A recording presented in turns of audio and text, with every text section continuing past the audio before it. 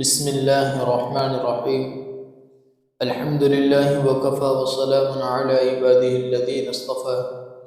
أما بعد فأعوذ بالله من الشيطان الرجيم. بسم الله الرحمن الرحيم. رب اشرح لي صدري ويسر لي أمري واحلل عقدة من لساني يفقهوا قولي. صدق الله العلي العظيم. محترم حضرات، گزشتہ قرآن کریم کا تدریجی نزول، اس کے متعلق کچھ باتیں آپ حضرات کی خدمت میں پیش کی تھی۔ آج انشاءاللہ تعالی شان نزول کے متعلق کچھ باتیں آپ حضرات کی خدمت میں پیش کرتا ہوں۔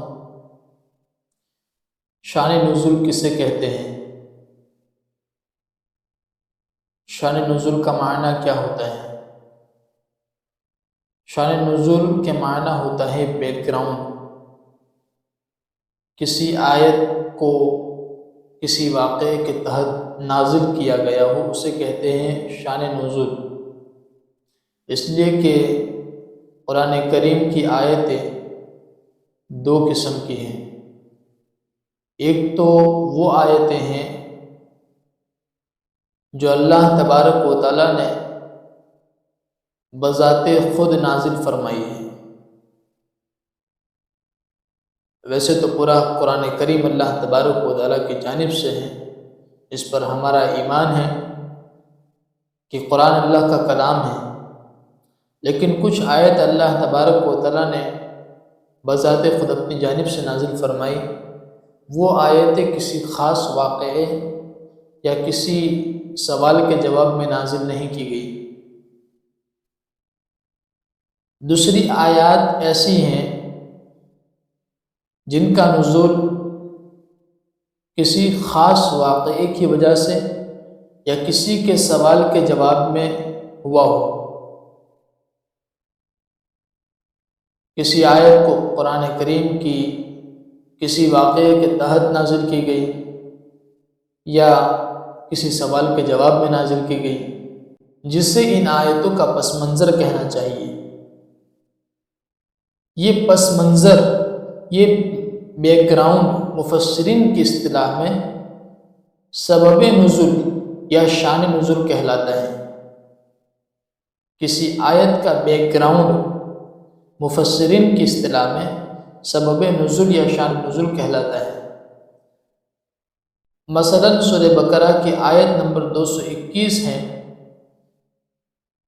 جس میں اللہ تبارک و تعالیٰ فرماتے ہیں وَلَا تَنكِحُوا الْمُشْرِكَاتِ حَتَّى يُؤْمِنَّ وَلَأَمَةٌ مُؤْمِنَةٌ خَيْرٌ مِّن مُّشْرِكَةٍ وَلَوْ أَعْجَبَتْكُمْ۔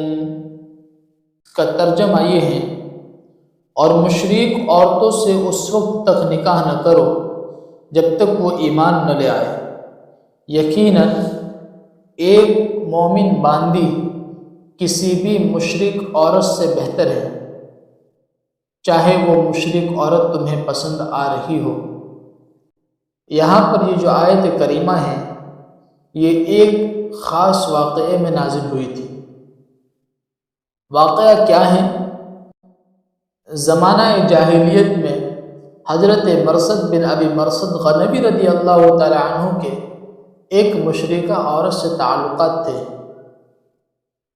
اسلام لانے کے بعد حضرت مرثد رضی اللہ تعالی عنہ مدینہ طیبہ چلے آئے، اور وہ جو عورت تھی وہ مکہ المکرمہ میں رہ گئی۔ ایک مرتبہ حضرت مرثد رضی اللہ تعالی عنہ کسی کام سے مکہ المکرمہ تشریف لے گئے، تو وہاں پر وہ مشرکہ عورت نے انہیں گناہ کی دعوت دی۔ جب اس مشرکہ عورت نے حضرت مرثد رضی اللہ تعالیٰ عنہ کو گناہ کی دعوت دی، تو حضرت مرثد رضی اللہ تعالیٰ عنہ نے صاف انکار کرتے ہوئے فرمایا کہ اسلام میرے اور تمہارے درمیان حائل ہو چکا ہے، لیکن اگر تم چاہو تو میں اللہ کے نبی صلی اللہ علیہ وسلم سے اجازت کے بعد تم سے نکاح کر سکتا ہوں۔ مدینہ طیبہ تشریف لا کر حضرت مرثد رضی اللہ تعالیٰ عنہ نے اللہ کے نبی صلی اللہ علیہ وسلم سے نکاح کی اجازت چاہی، اور اپنی پسند کا اظہار فرمایا۔ اس واقعے پر قرآن کریم کی یہ آیت نازل ہوئی، اور اس آیت کریمہ میں اس مشرکہ عورت سے نکاح کی ممانعت کر دی گئی، نکاح سے منع کر دیا گیا۔ یہ واقعہ جو ہوا،